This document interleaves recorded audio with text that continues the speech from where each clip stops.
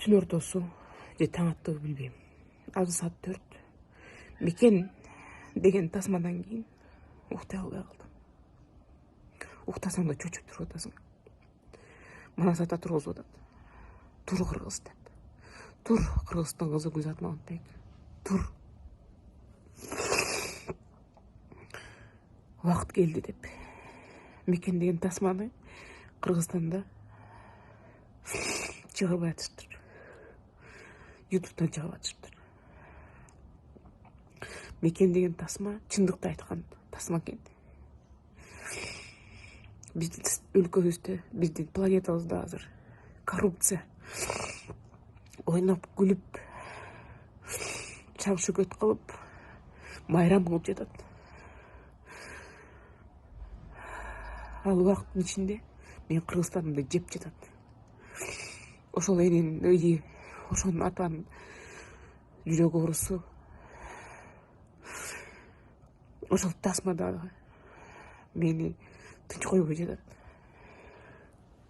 Кантип жашап жатасың, кыргыз? Кантип жашап жатасың? Мен да ошондой абалда калгам. Тура эмес чечимдерди чыгарып берет соттор. Мен макул эмесмин. Сен да макул болбо. Аз тура турган, ойгоно турган, укутубай турган заман келди. Азыр согуш жүрүп жатат.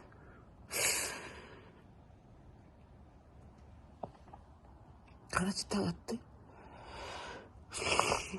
Бирок Кыргызстан үчүн таң атабы? Кыргызстандын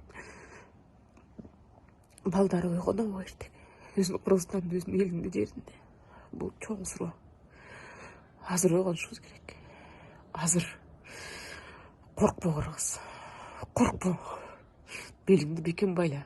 Тиштен манастыгыңды эсте.